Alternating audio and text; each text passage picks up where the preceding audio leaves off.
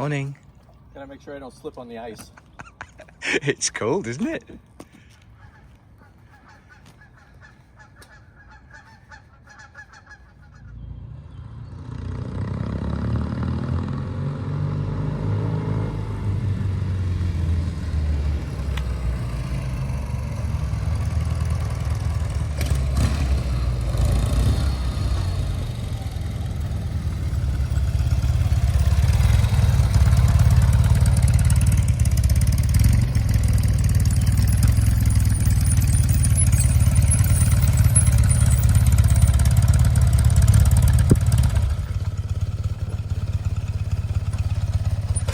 Morning.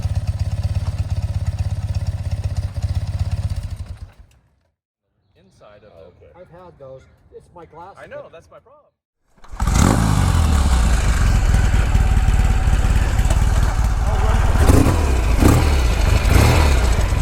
Good morning. I hope you're all doing great. And we're off down to our Oregon Norton Enthusiasts club meeting for February. And it's the first time I've ridden this Fireflake golden bronze bike for months, actually. I was looking back on the videos. I couldn't even remember how long ago it was that I rode it, but oh, it feels great. I hope you enjoyed those first few clips of me getting the bike ready to come here this morning. I don't know if you can see it, but that's Mount Hood over there. Beautiful, fresh, cold day. I think it was 32 degrees Fahrenheit when we started. Suspect it's about 34 or 36 now, but yeah, we've got all our clobber on, so to speak, and so we're heading down there. We're actually going to go through Lake Oswego. There's our favourite gas station there, fuel station, called Bill's Old Fashioned, and you can get non-ethanol fuel down there. Oh, it feels so great to be riding again. Hasn't been that long, I suppose. We weren't, or I wasn't able to ride to the club meeting for the last 2 or 3 times because of the yucky weather.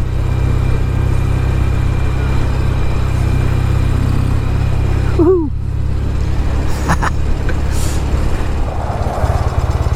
Uh-oh. Someone's conked out.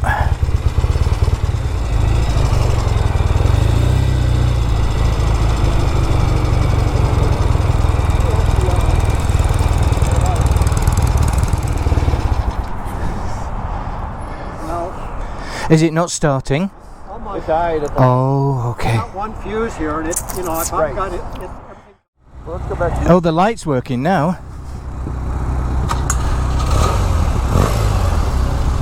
Oh, that's strange. Is it okay?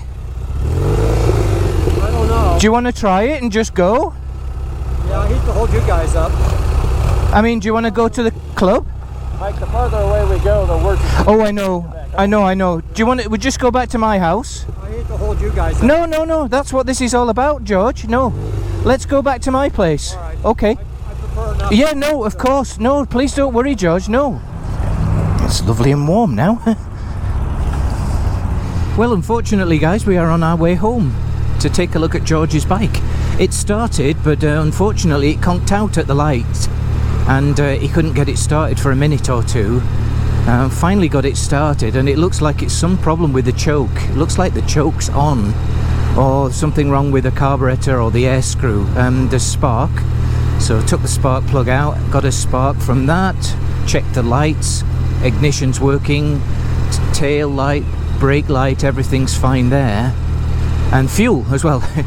It was pouring out with fuel when he tickled the carburetor, so you've got all the ingredients there, and then give it a hefty kick and it started, but it was chugging away, and then no matter what we did to the choke lever, it didn't change it. So we think that possibly something to do with cables or carburetor, but I'll give you an update. Of all the bikes to conk out, that would be the last one I'd expect.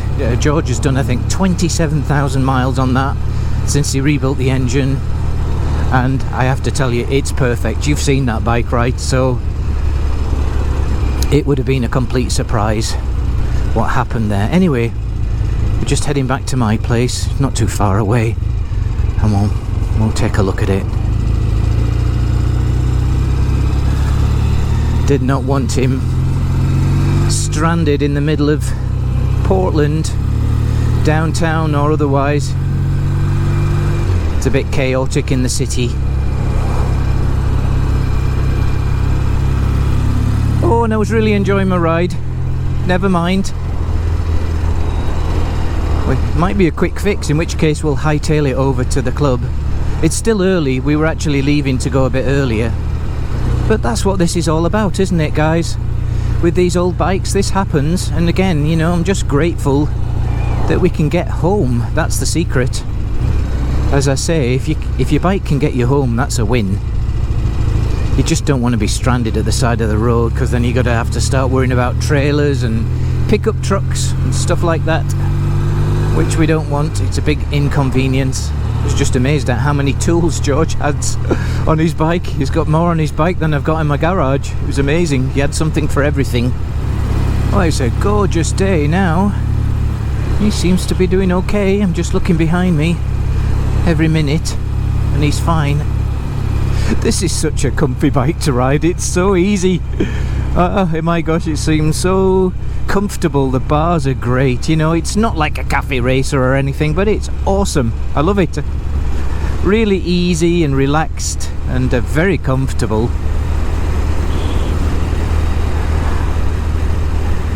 And the controls are a lot lighter and easier. You know, it's practically a new bike. It's got, what, 7,000 miles on the clock. So yeah, it's just running.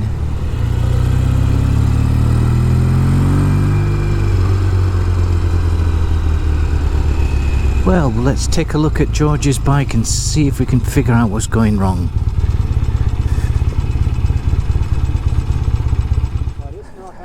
It's not happy, he says.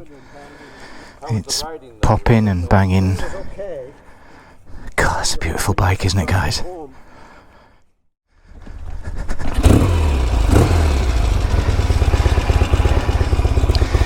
It's a little tall, George. What? You'll find it a little tall compared to our roadsters. I know it is a roadster, but it feels a little tall to me, so... Okay.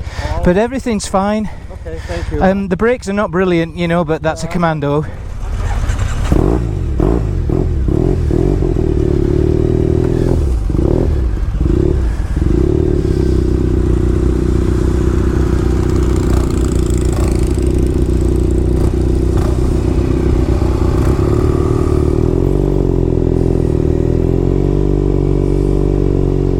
Well, we're trying again, guys. I jumped on the Thruxton, pushed the button, it started. And so George is borrowing my bike, and his bike is in my garage right now. Yeah, we tried a few things, and it looks like it's a bit more serious than what we thought. It would start and then cough and splutter, and so he's going to come back and pick it up later on.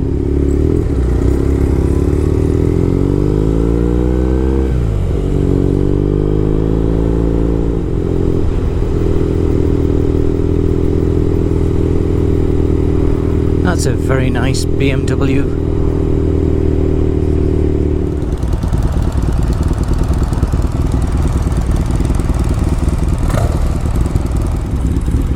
So we're heading back to the club now. It's a little late, but as long as we get there and say hello, that's the main thing.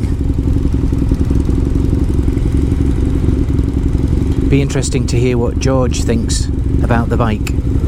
I told him it sits a little higher for some reason than my black one, and most likely his. It looks like his is almost lowered, doesn't it? But yeah, it's a great bike.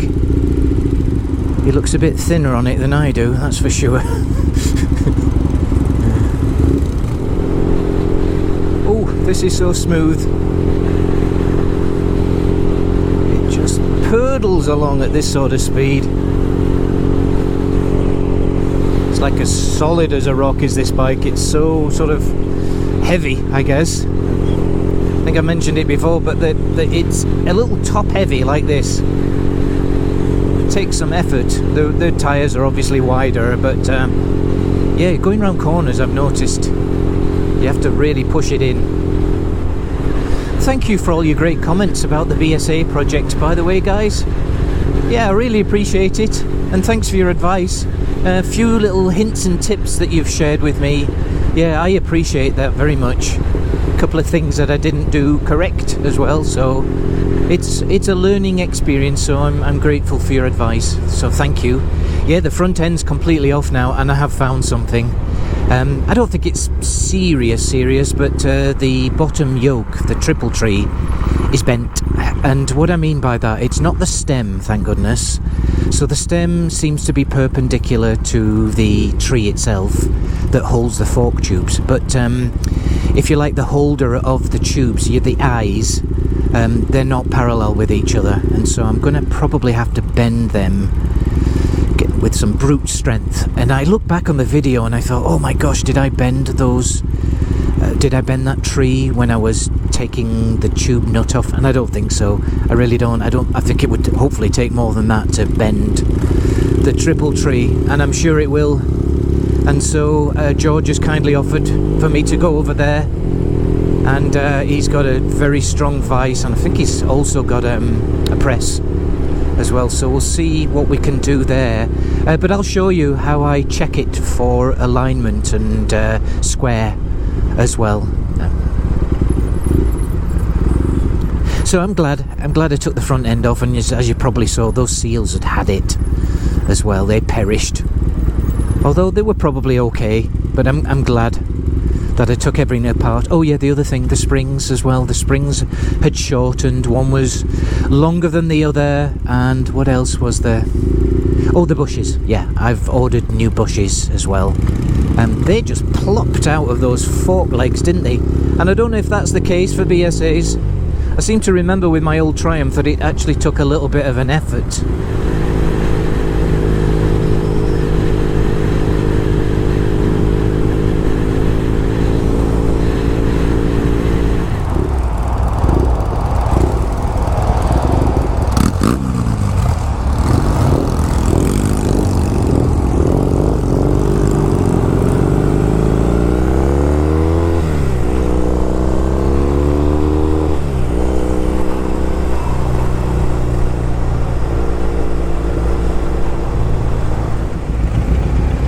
Oh wow, what a turnout.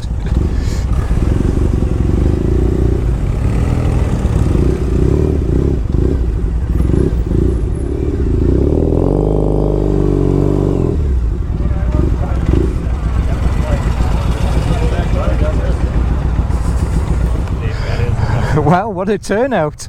Oh my gosh.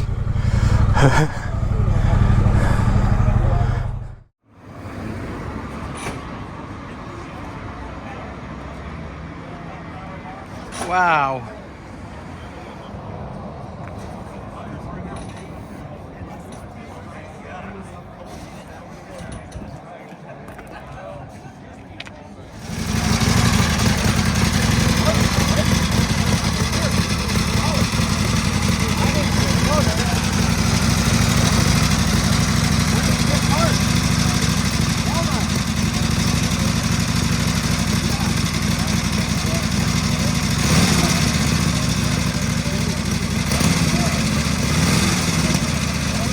Suits you.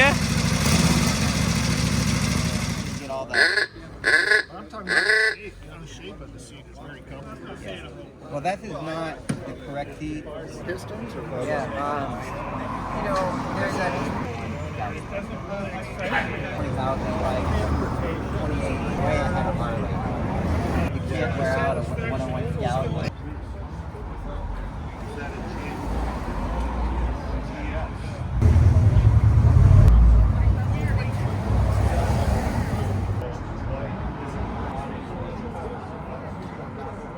Sounds healthy. You're right. Yeah. It is healthy.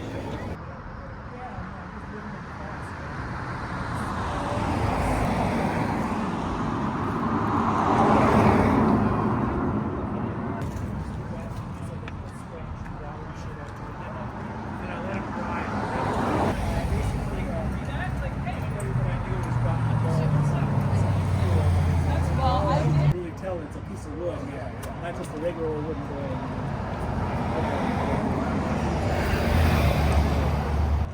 But you know what it was is that from work I was so used to 5 or 6 hours of my day every day were very intensely focused away from my business. I didn't have anything to do. And so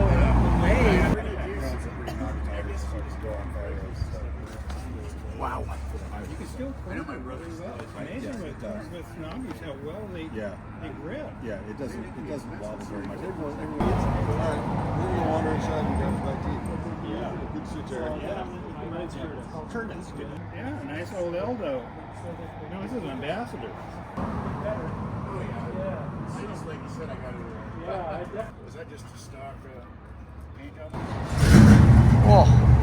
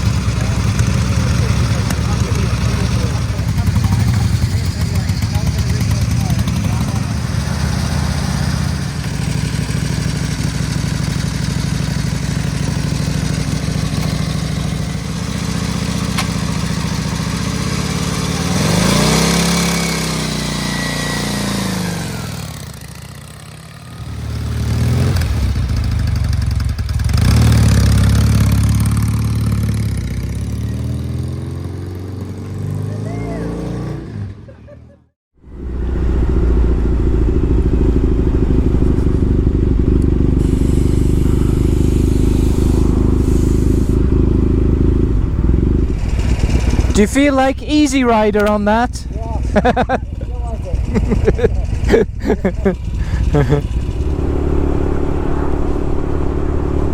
There's Portland, Oregon.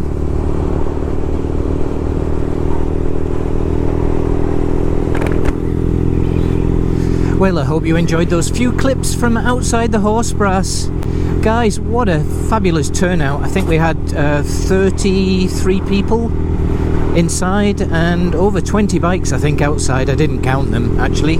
I think there were only 4 Nortons unfortunately, but they look great, didn't they? Yeah, we had a very eclectic turnout today and it was excellent. And that Indian, oh my gosh, I think if I remember correct, it is a 1929 101 Scout. I think that was what the owner said. So beautiful bike. And he's very generous, offering our club members the opportunity to start it and ride his bikes as well, so thank you very much.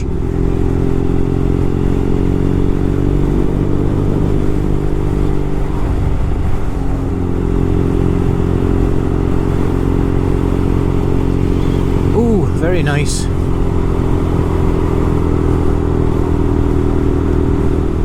Well, thank you very much for watching, guys. I hope you enjoyed these few clips. And I'll see you again next week. Hopefully the weather is just going to improve every week and we'll be out and about, and I got to get those projects finished in the garage as well. So, see you next week.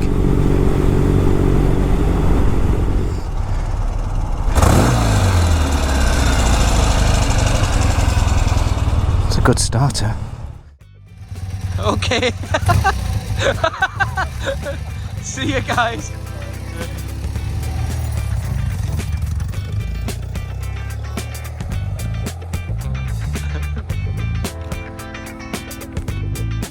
Look at that shine. Fireflake golden bronze. Whoop.